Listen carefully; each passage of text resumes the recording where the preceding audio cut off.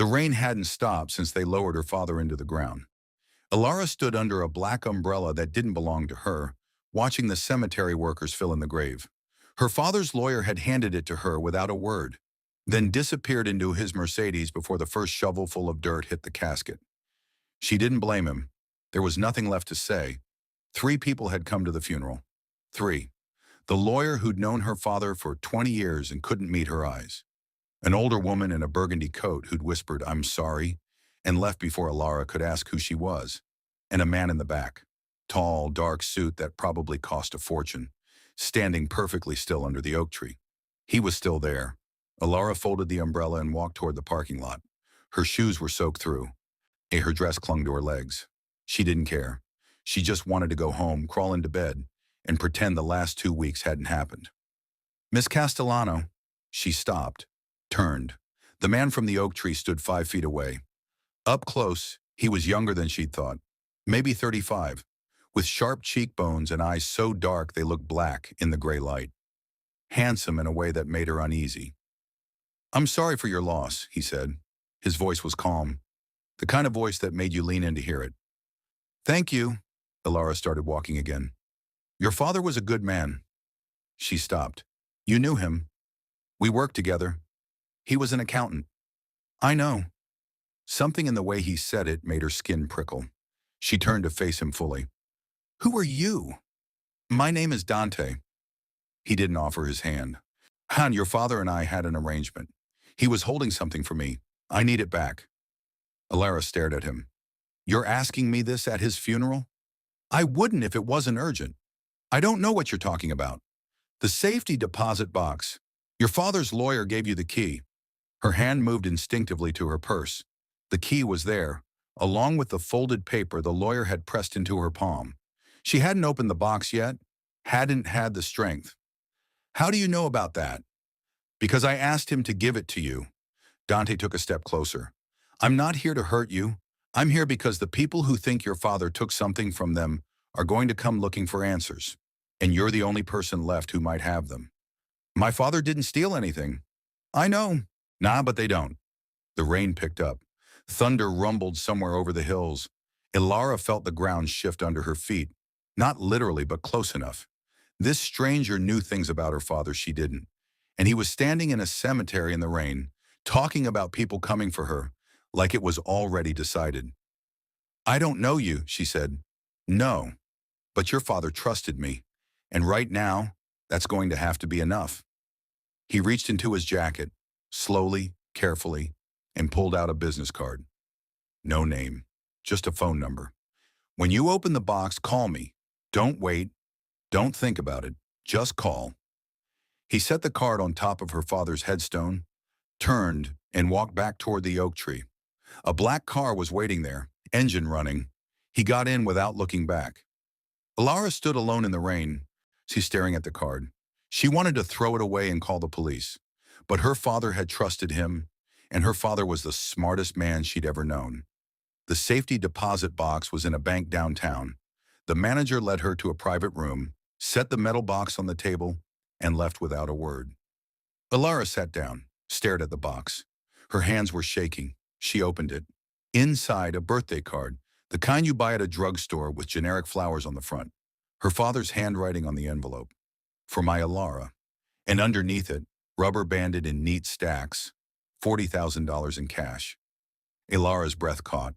She picked up the card with trembling fingers and opened it. "Tessera 4, Ravenna 1892. I'm sorry I couldn't tell you everything, but if you're reading this, it means I ran out of time. Trust Dante. So he'll keep you safe. I love you, always. Dad." She read it 4 times. The words didn't change. She pulled out her phone, looked at the business card she'd shoved into her purse. Her thumb hovered over the number. "Don't think about it. Just call." She pressed dial. He answered on the first ring. "Where are you?" "The bank. I opened the box." "What was inside?" "Money, a card, some kind of code I don't understand." "Don't say it out loud. Not on the phone." His voice was sharper now. "Are you still at the bank?" "Yes." "Stay there. I'm 10 minutes away." "Wait." He'd already hung up. Elara sat in the small room, surrounded by marble and silence, and $40,000 she didn't know what to do with. Her father had left her a code, a fortune, and instructions to trust a man she'd met once at a funeral in the rain. This was insane. She should leave. Take the money and disappear. Go somewhere her father's ghost couldn't follow. But she stayed, because the only person who'd ever protected her was gone. And if this Dante knew why, if he knew what her father had been hiding, she needed to know too. He walked into the bank like he owned it. The security guards didn't stop him. The manager didn't ask questions. He moved through the building with the kind of confidence that came from never being told no. When he opened the door to the private room, Elara stood up so fast her chair scraped the floor. "You came," she said. "I told you I would." He looked at the open box, the cash. His expression didn't change. "Did anyone see you open it?" "Just the manager." "He asked questions." "No." "Good." Dante closed the door behind him and locked it. With a click echoed in the small space. "Show me the card." She handed it to him. He read it once, lips moving silently over the words. Then he pulled out his phone, took a picture, and handed the card back. "What does it mean?" Elara asked. "It's a location, an old social club in Brooklyn. My family used to own it." "Used to. It's been closed for 15 years, but your father must have hidden something there." "Hidden what?" Dante looked at her, like he was deciding how much truth she could handle. "Records. Proof of where money was going that shouldn't have been. Your father was the only one who knew the full picture, and when he tried to tell me, he stopped. He died before he could. They killed him." It wasn't a question. "I don't know, maybe. Or maybe they scared him badly enough that his heart gave out." Dante's jaw tightened. "Either way, it's my fault. I should have protected him. You didn't even know he was in danger." "I should have." The rawness in his voice surprised her. This wasn't a man used to apologizing or failing. "Why are you helping me?" Elara asked. "Because your father saved my life once, and I owed him." He gestured to the money. "Take it, all of it.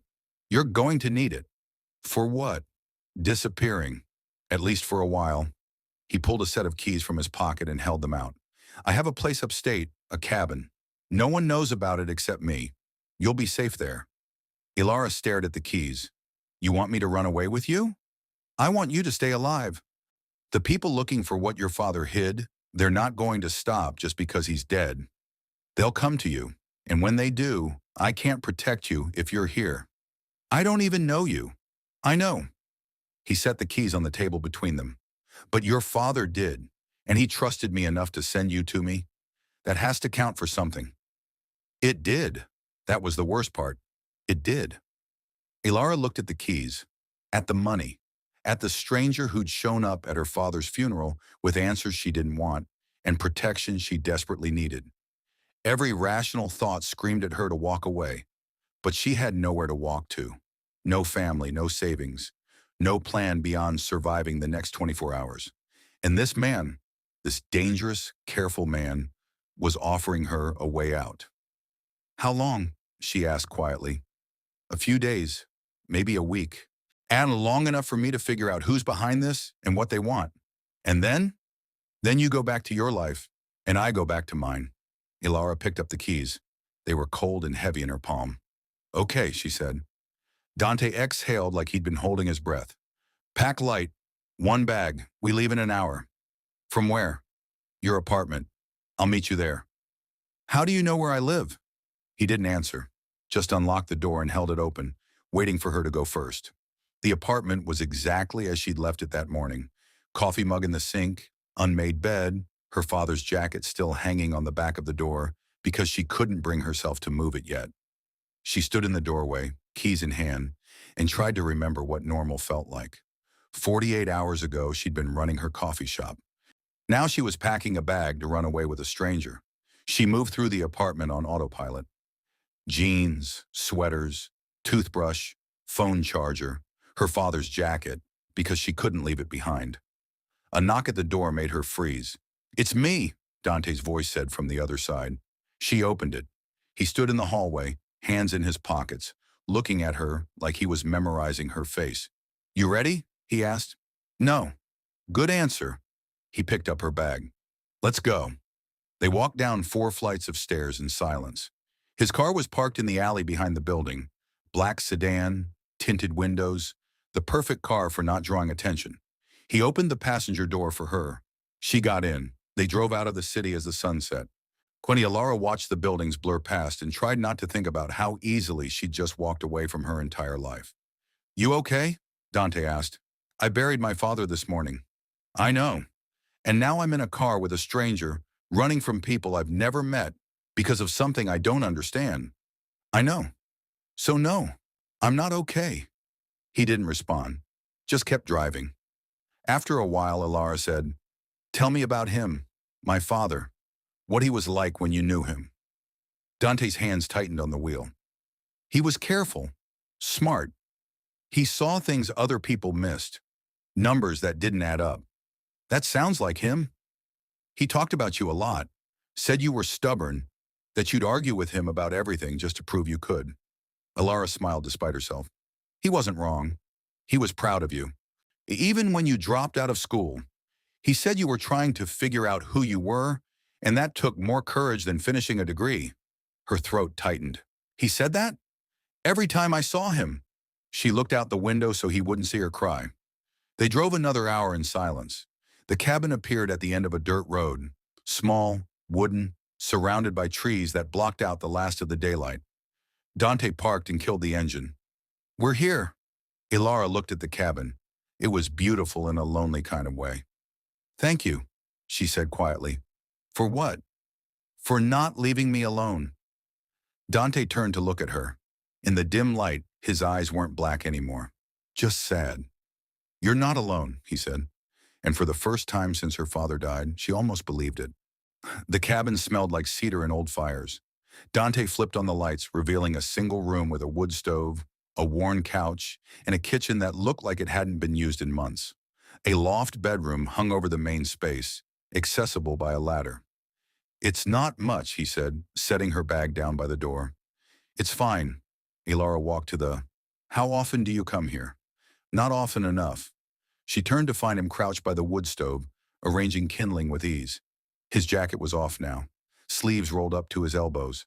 She noticed scars on his forearms, thin lines that looked deliberate.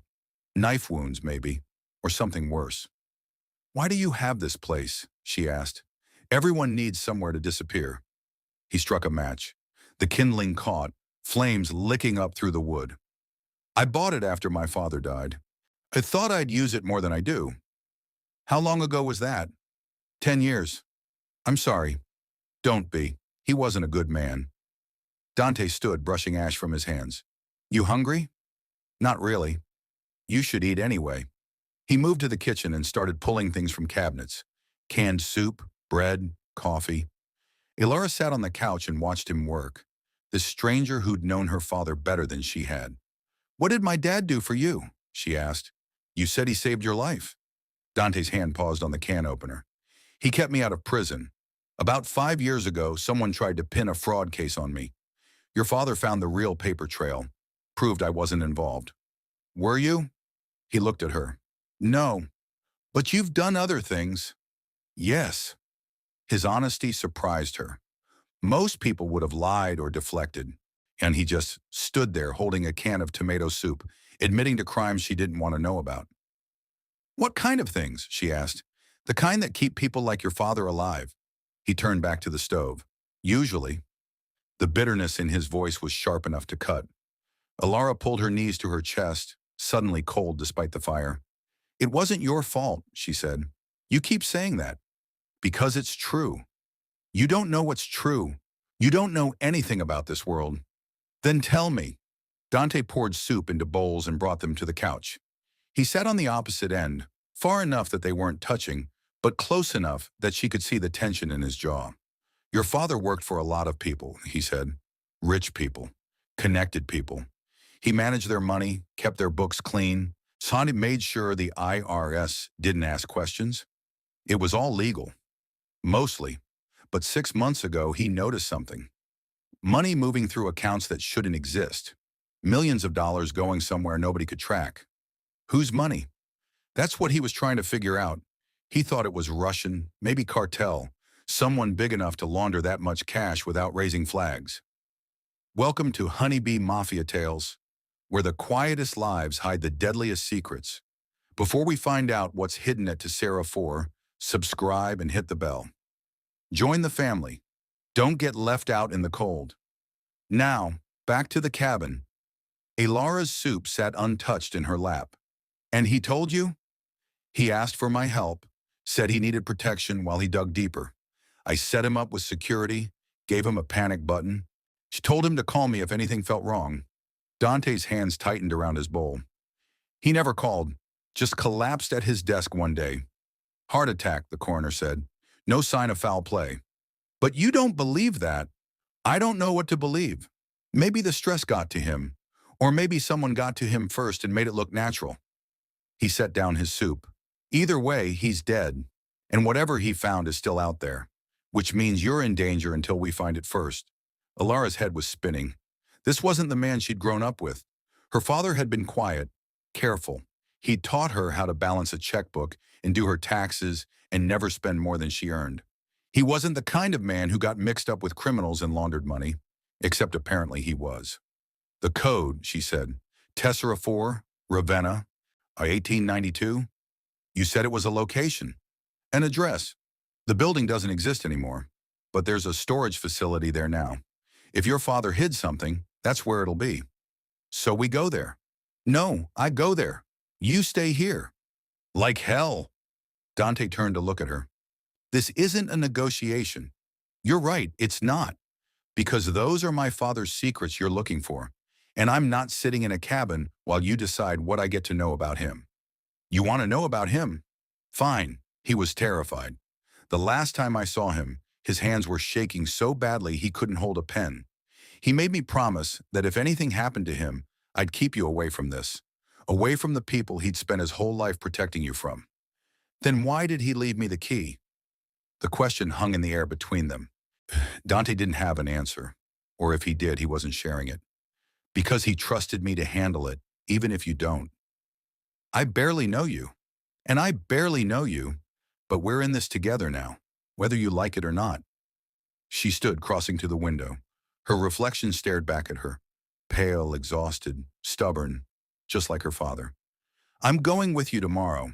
You can lock me in this cabin if you want, but I'll just find my way back to the city, so you might as well take me. Silence, then footsteps behind her. You're as stubborn as he said you were, Dante murmured. Is that a yes?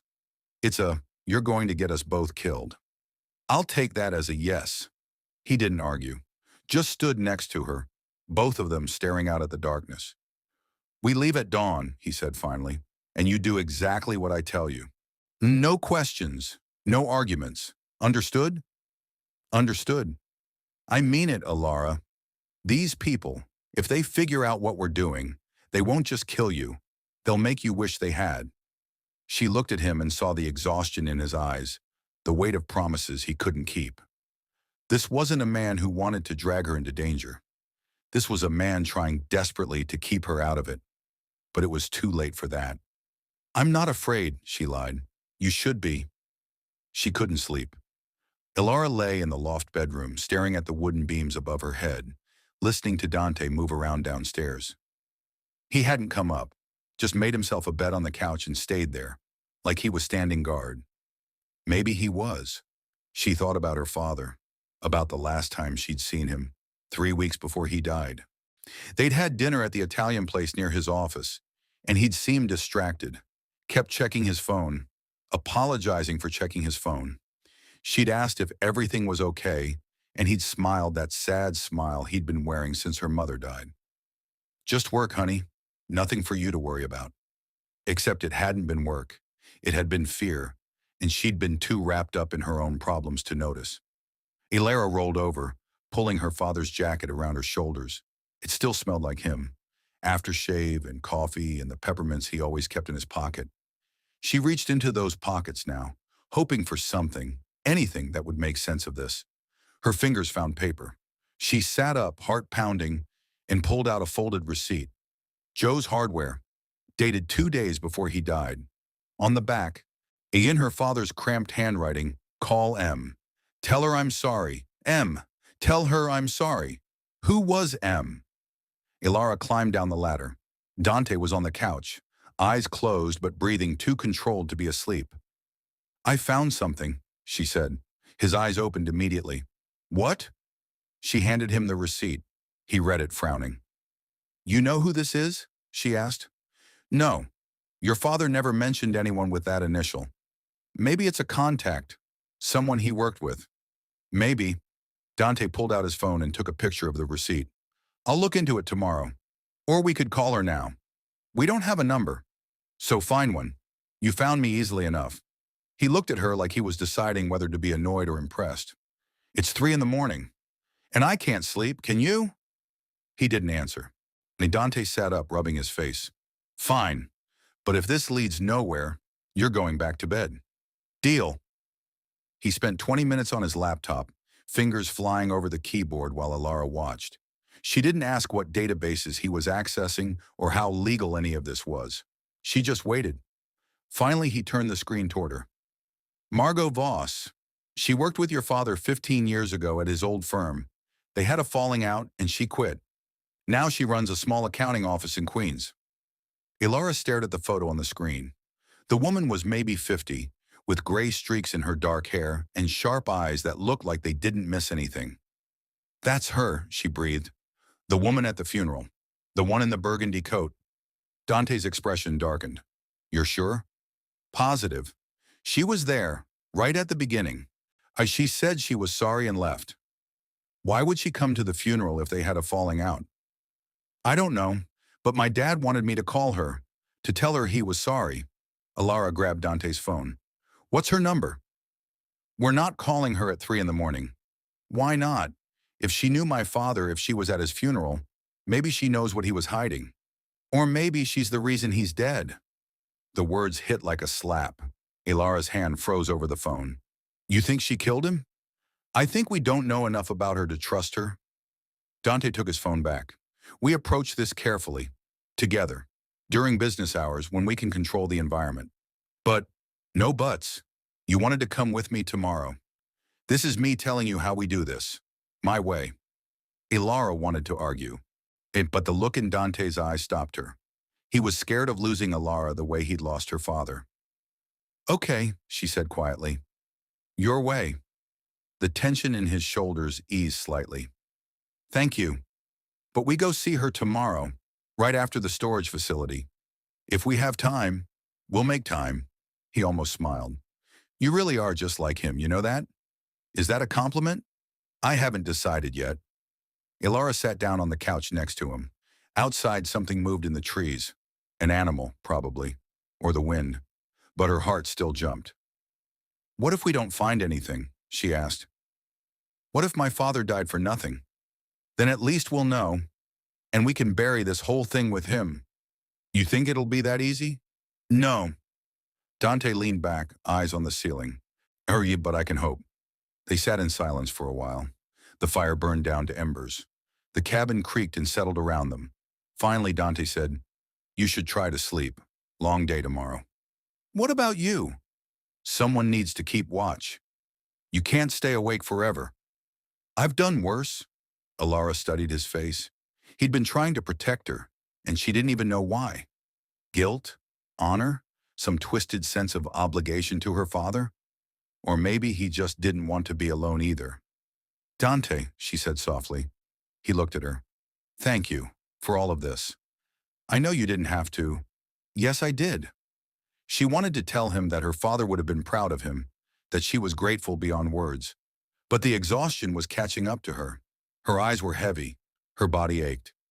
Good night, Dante, she murmured. Good night, Elara. She climbed back up to the loft, pulled her father's jacket tight around her, and finally fell asleep. Downstairs, Dante stayed on the couch, eyes open, watching the door. Dawn came too early. Elara woke to the smell of coffee and the sound of Dante moving around the kitchen.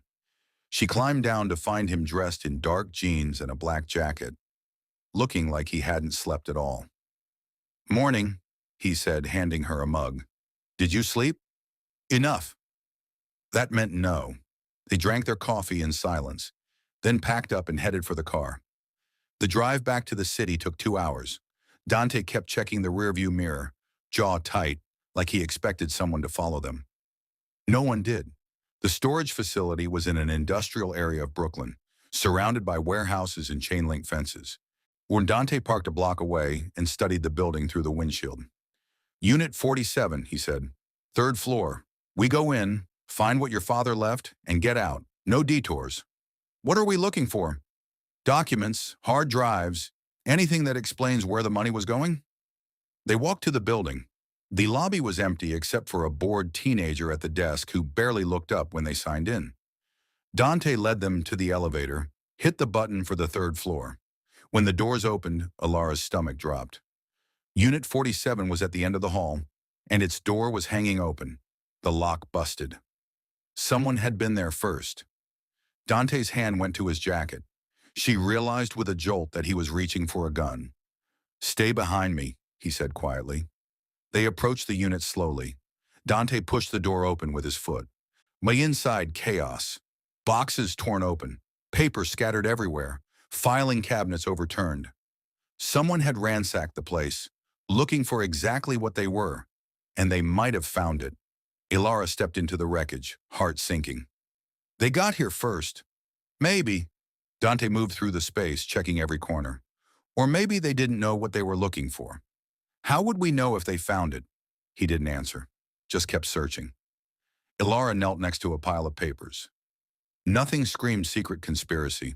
She was about to give up when she noticed something, a photo half buried under a filing cabinet. She pulled it out. It was her father, maybe 20 years younger, standing next to a dark-haired woman in front of a restaurant. They were both smiling. The woman's hand was on his arm. Elara turned the photo over. And on the back, in her father's handwriting, "M and me, 2006. Before everything changed. M. Margo." "Dante," she breathed. He was beside her in an instant. She handed him the photo. His face went pale. "What?" she asked. "What is it?" "I know that restaurant." His voice was tight. "It's where my father used to do business, where he met with people he didn't want seen." "What are you saying?" Dante looked at her, and in his eyes she saw the thing neither of them wanted to say out loud. Her father hadn't just worked with dangerous people. He'd been one of them. The photo felt like it weighed 1,000 pounds in Elara's hand. "No," she said. "You're wrong. My father wasn't. He wouldn't." "Elara." Dante's voice was gentle but firm. "Look at the photo. Look at where they are." She didn't want to see what he was seeing, but she forced herself to look at the background. The dark wood paneling, the ornate light fixtures, the kind of old-world elegance that only came with money. Dirty money. "That doesn't mean anything," she said. "Maybe he was just having dinner with a friend." "In a restaurant owned by the Castellini family?" Dante took the photo from her. "Elara, that place was a front. Everyone who went there knew what it was. You didn't eat there unless you were doing business with people who didn't exist on paper." "Stop!" Her hands were shaking. "You're talking about my father like he was some kind of criminal. I'm talking about him like he was human, like he made choices that maybe he regretted." Dante's expression softened. He wasn't a bad man, but he was in deep with bad people, and at some point he tried to get out. That's what got him killed. The words hung between them like smoke. Elara wanted to argue, to defend her father's memory, or to insist that there had to be another explanation, but the evidence was right there in her hands. The photo, the money, the code he'd left behind. Her father had been keeping secrets, big ones, and now those secrets were getting people killed. "We need to find Margo," she said quietly. Agreed. They left the storage unit exactly as they'd found it. Ransacked, empty, useless. If someone had gotten there first, they'd taken whatever mattered. But the photo, Dante slipped it into his jacket pocket like it was evidence at a crime scene. They didn't speak during the drive to Queens. Elara stared out the window, watching the city blur past, trying to reconcile the father she'd known with the man Dante was describing. Her dad had been quiet, yes. Private, yes. But dangerous? Criminal? It didn't fit. Except maybe it did. And maybe that was why he'd worked so hard to keep her out of his world. Why he'd insisted she stay in school, get a normal job, have a normal life. because his life had been anything but. Margo's office was in a strip mall between a nail salon and a bodega. The sign on the door read, Voss Accounting Services, in faded letters. Through the window, Elara could see a small reception area and a single office in the back. Dante parked across the street. Let me do the talking. She knew my father. She'll talk to me. She might, or she might panic and call whoever's been following this money trail. He turned to face her. I know you want answers, but we need to be smart about this. Elara nodded. Her heart was hammering so hard she could feel it in her throat. They crossed the street and pushed open the door. A bell chimed overhead. The woman from the funeral looked up from her desk. She was wearing reading glasses now, and her face went pale the moment she saw them. Elara, she breathed, you remember me? Of course I do. You look just like your mother. Margo stood slowly, like she was facing down something dangerous. Her eyes flicked to Dante. Who's this? A friend of my father's, Elara said. He's helping me figure out what happened. Nothing happened. Your father had a heart attack. Did he? Margo's hands trembled as she took off her glasses. You should go. Both of you. This isn't something you want to be involved in. Too late, Dante said. We're already involved, and we found the storage unit. Margo's face crumpled. She sat down hard like her legs had given out. God, Arthur, what did you do? He left me a message, Elara said, and her moving closer. He wanted me to call you, to tell you he was sorry. What was he sorry for, Margo? The older woman was silent for a long moment. When she finally spoke, her voice was barely a whisper. For dragging me back into this world. For asking me to help him when he should have let it go. For getting himself killed and leaving you alone. She looked up, tears streaming down her face. He loved you so much, Elara. Everything he did, all of it, was to protect you. From what? From the truth about who he used to be. Elara's knees felt weak. She grabbed the edge of the desk to steady herself. Tell me, Margo glanced at Dante. Does she know who you are? She knows enough. Then she should know this too. Margo took a shaky breath. Your father and I met 20 years ago. We both worked for the same firm, a consulting company that did financial planning for wealthy clients. Except it wasn't really consulting. It was laundering. We moved money for criminals, made it look legitimate, and got paid very well to keep our mouths shut. Elara felt like the floor was tilting beneath her. My father was a money launderer? He was young, stupid, desperate to prove himself. We both were. Margo wiped her eyes. But after your mother got pregnant with you, he wanted out. Said he couldn't raise a child in that world. So he left, cut all ties, started over with a clean slate. And you? I stayed, for a while, until I realized I was becoming someone I didn't recognize. Margo's voice hardened. I got out too, moved to Queens, started this place. Subarna tried to forget everything I'd done. But my father came back to you, Dante said. 6 months ago. He showed up here terrified, saying he'd found something in his current client's books. Money moving through shell companies he recognized from our old days. Millions of dollars. And he thought someone was using his firm to launder it without his knowledge. Elara's mind was racing. He tried to stop them. He tried to trace the money, figure out who was behind it. I told him to let it go, to walk away, but he wouldn't listen. He said he'd spent 20 years trying to be a good man, and he couldn't just ignore this. Margo's hands clenched into fists. So I helped him. I gave him access to old records, old contacts, and together we traced the money back to its source. Who? Dante leaned forward. Who was behind it? Margo's eyes met his. You know who. Silence, heavy and suffocating. No, Dante said quietly. Your family, Dante. The Castellini organization. They've been using Arthur's firm for years, and he never knew it. Not until he started digging. Elara looked between them. What does that mean? Dante's face had gone stone cold. It means my family killed your father. The world narrowed to a single point. Elara couldn't breathe.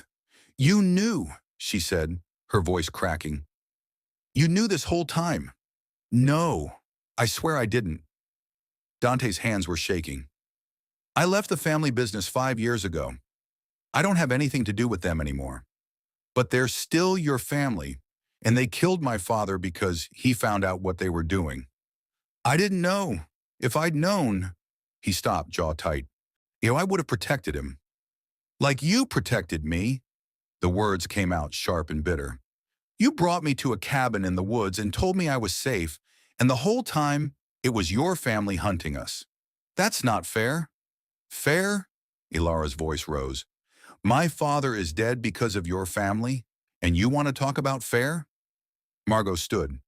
Both of you, stop. This isn't helping. But Elara couldn't stop. The grief and rage that had been building for 2 weeks finally broke free. You said he trusted you, that he saved your life, but you couldn't save his. You think I don't know that? Dante's voice was raw. You think I haven't spent every day since he died wishing I could go back and do things differently? Wishing doesn't bring him back. Neither does blaming me. Then who should I blame? Your brother? Your father? When the entire goddamn family that ruined my life? Yes. The word came out like a gunshot. Blame them. Hate them. But don't hate me for the sins of people I spent years trying to escape from. Elara stared at him, saw the anguish in his eyes, the weight of guilt he'd been carrying. And beneath the anger, she felt something else. Something that felt too much like understanding. He hadn't killed her father, but he'd come from the people who did. I need air, she said, and walked out. The street was loud and bright and overwhelming. Elara leaned against the building, sucking in deep breaths, trying to keep from falling apart completely. Everything she'd known about her father was a lie. Or was it? He'd quit, started over, spent 20 years being the kind of man she could be proud of. That had to count for something. The door opened behind her. Margo stepped out, holding 2 bottles of water. Drink, she said, handing one to Elara. Elara took it but didn't open it. Did you love him? Your father? Yes. Not the way you think, but yes. Margo leaned against the wall beside her. We were partners, friends. We understood each other in a way most people don't. And when he left, I missed him every day. Why didn't he tell me about you? Because he wanted to protect you from the choices he'd made before you were born. Margo's voice softened. He wasn't perfect, Elara, but he was a good father, and he died trying to do the right thing. That has to count for something. It did, but it didn't make the pain any easier. What do I do now? Elara asked. You finished what he started. How? By finding proof. Real, concrete evidence that ties the Castellini family to the money laundering. Your father hid something somewhere else, and if you find it, you can take them down. All of them. And if I can't? Margo met her eyes. Then you disappear, change your name, leave the city, never look back. That's not an option. Then you'd better hope Dante is as good as your father thought he was. When Elara went back inside, Dante was sitting in Margo's office chair, head in his hands. He looked up when she entered. I'm sorry, he said. I know. I should have told you the moment I suspected it was my family, but I didn't want to believe it. I get it. Elara sat down across from him. I didn't want to believe my father was a criminal either, but here we are. Here we are. They sat in silence for a moment. Then Elara said, Margo thinks my father hid evidence somewhere, something that could take down your family. She's right. The code, Tessera 4, Ravenna, 1892. It wasn't just about the storage unit. There's something else. What? I don't know yet, but I'll figure it out. He stood. We should go. The longer we stay in one place, the more dangerous it gets. Margo walked them to the door. She handed Elara a piece of paper with a phone number scrawled on it. If you need help, she said, call me, day or night. Thank you. And Elara? Margo's eyes were sad. Your father would be proud of you, for not running away, for fighting back. Elara's throat tightened. She nodded and followed Dante out to the car. They drove in silence for a while. Then Dante said, Elara, where do you want to go? Somewhere your family won't find us. That's not a real place. Then we make it one. He almost smiled. You really are stubborn. Runs in the family, apparently. They ended up at a diner on the edge of the city, one of those 24-hour places that smelled like grease and burnt coffee. Dante ordered pie. Elara ordered nothing but picked at his plate anyway. Tessera means tile, Dante said, pulling out his phone. In Italian. And Ravenna is famous for its mosaics, Byzantine art from the 5th and 6th centuries. Okay, so? So what if it's not an address? What if it's a specific mosaic, a tile pattern? Elara frowned. How does that help us? There's a museum in Brooklyn. The Metropolitan Museum has a Byzantine collection. Maybe, he stopped, eyes widening. The year, 1892. That's when the Metropolitan opened its decorative arts wing. You think my father hid something in a museum? I think he hid coordinates, a specific tile in a specific mosaic that leads to whatever he wanted us to find. It was insane, completely insane, but it was also the only lead they had. When does the museum close? Elara asked. 2 hours. Then we'd better hurry. The Metropolitan Museum was massive and crowded, full of tourists and school groups and people who actually cared about art. Elara and Dante moved through the halls like ghosts, heading straight for the Byzantine collection. The room was quieter, fewer people. Mosaics lined the walls, intricate patterns of gold and blue and red, depicting saints and angels and scenes from the Bible. Dante pulled out his phone, cross-referencing the catalog. Tessera 4, where that would be here. He stopped in front of a mosaic of the Virgin Mary, her face serene and sad. The tiles shimmered in the museum lighting, each one no bigger than a fingernail. Ravenna, 1892, Dante murmured, studying the plaque. This was acquired from the Basilica of San Vitale in Ravenna, Italy, installed here in 1892. Okay, so we found the mosaic. Now what? Now we look for tile number 4. They searched for 15 minutes, examining every inch of the mosaic. Nothing. No markings, no hidden messages, no obvious clues. Elara was about to give up when she noticed something, a tiny chip in one of the tiles, right next to Mary's hand. It looked like damage at first, but when she leaned closer, she saw it. A number carved so small you'd miss it if you weren't looking for it. 4. Dante, she whispered, and he was beside her in an instant. She pointed to the tile. That's it, he breathed. But how do we... He was already moving, pulling out a multi-tool from his pocket, carefully working the edge of the tile. It came loose with barely a sound. Behind it, a hollow space. And inside that space, a USB drive. Dante grabbed it, pressed the tile back into place, and they walked out of the museum like nothing had happened. Back at the car, Dante plugged the USB into his laptop. Elara leaned over his shoulder, heart pounding. Files appeared on the screen. Hundreds of them. Bank records, wire transfers, shell company registrations, and names, so many names. Politicians, businessmen, judges, and at the center of it all, the Castellini family. This is it, Dante said quietly. This is everything. Your father mapped out the entire operation, in where the money came from, where it went, who was involved. With this, we can take them all down. Elara stared at the screen.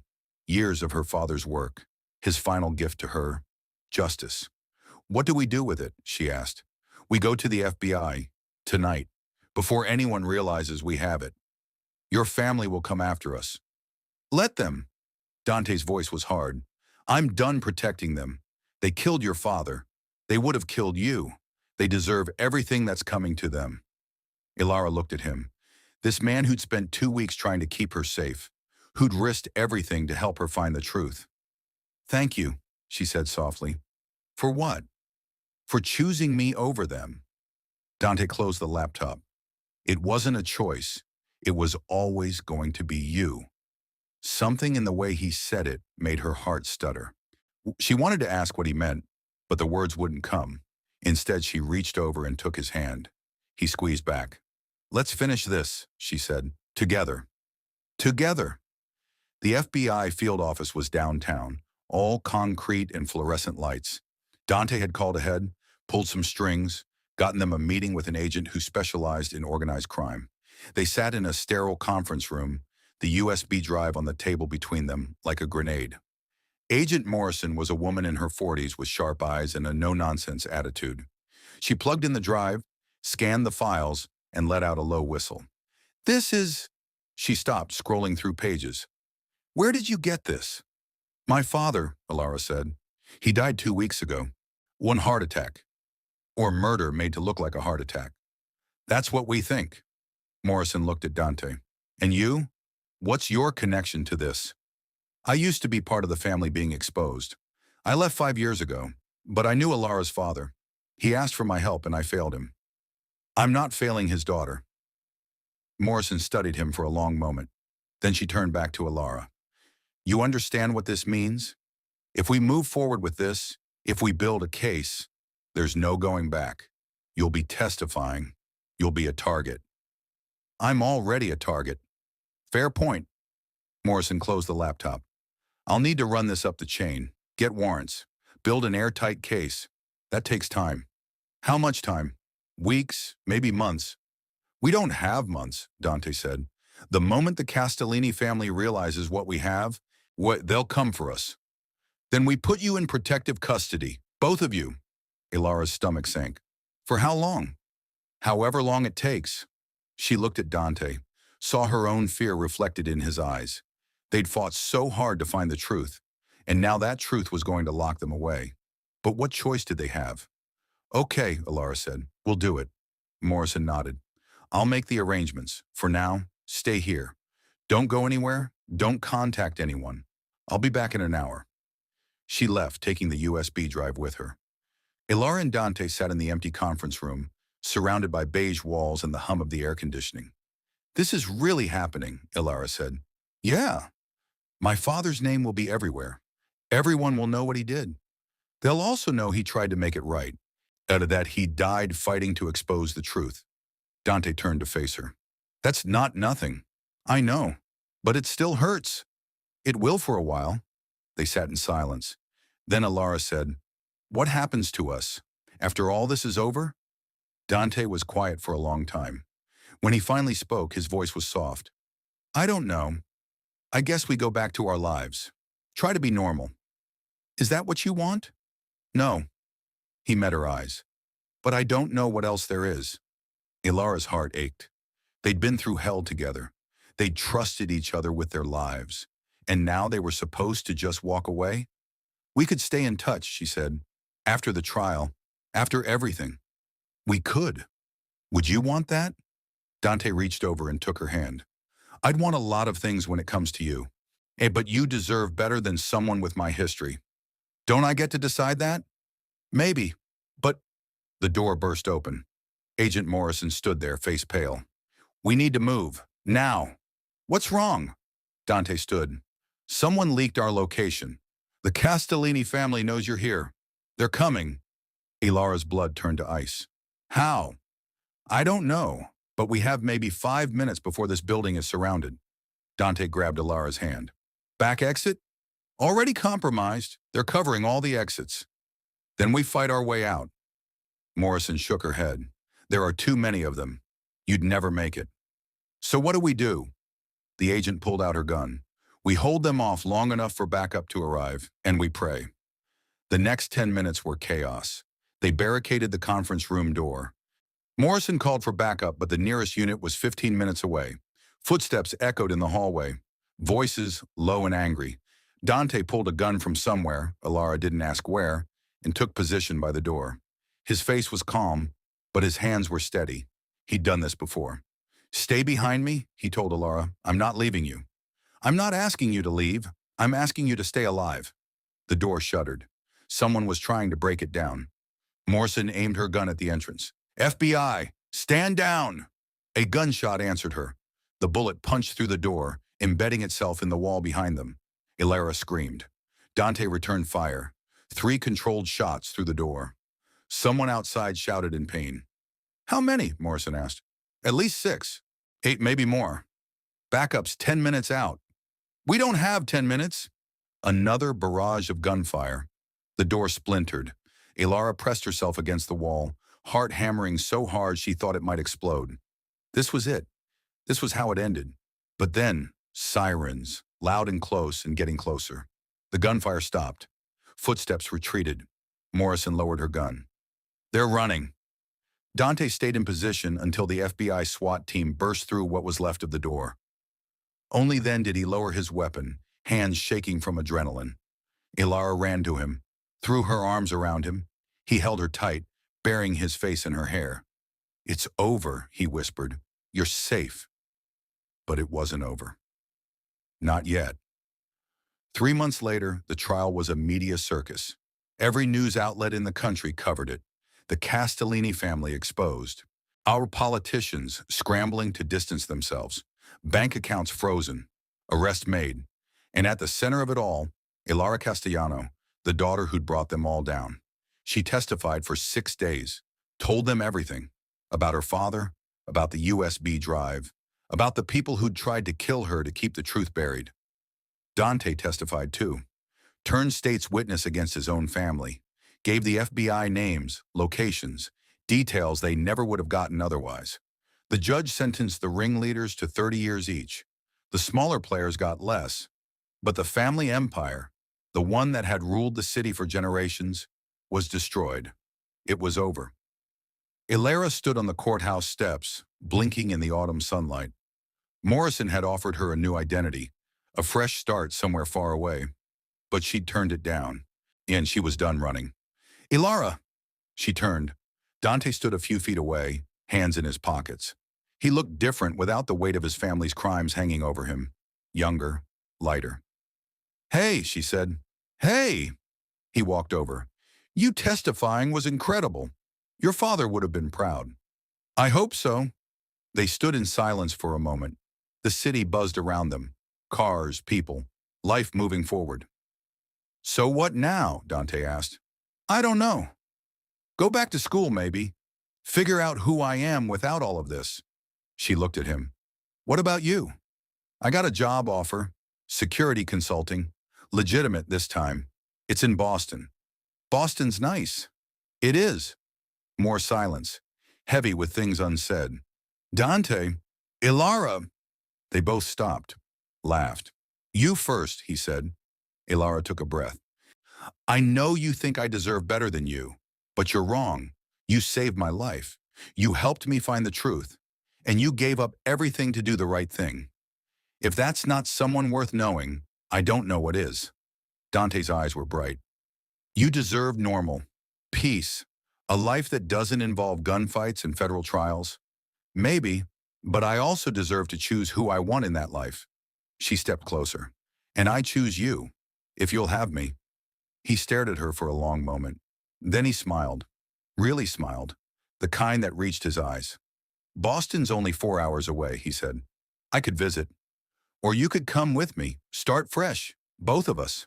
Elara's heart soared. "You mean it?" "I mean it." She kissed him then, right there on the courthouse steps, in front of cameras and reporters and the whole damn world. Oh, and for the first time since her father died, she felt like maybe, just maybe, everything was going to be okay. They scattered her father's ashes in the cemetery where it all began. Just the two of them, on a quiet Tuesday morning when no one else was around. Elara stood over the spot where his grave had been, holding the urn. "I found the truth, Dad," she whispered, "about who you were, what you did, and I forgive you. For all of it." Dante stood beside her, silent support. "You spent 20 years trying to be better, and you died doing the right thing. That's what I'll remember. Not the mistakes, just the man you became." She opened the urn. Let the wind take him. When it was done, Dante took her hand. "Ready?" he asked. Elara looked back one last time at the place where her old life had ended. Then she turned toward the future. "Yeah," she said, "I'm ready." And they walked away together into the light. And that is how the Castellano legacy finally found its peace. If you think Elara made the right choice by choosing Dante and the truth, smash that like button. Also, tell me why you enjoyed this story. Welcome to the family, everyone. Make sure you're subscribed so you don't miss our next tale of secrets and shadows. See you in the next one.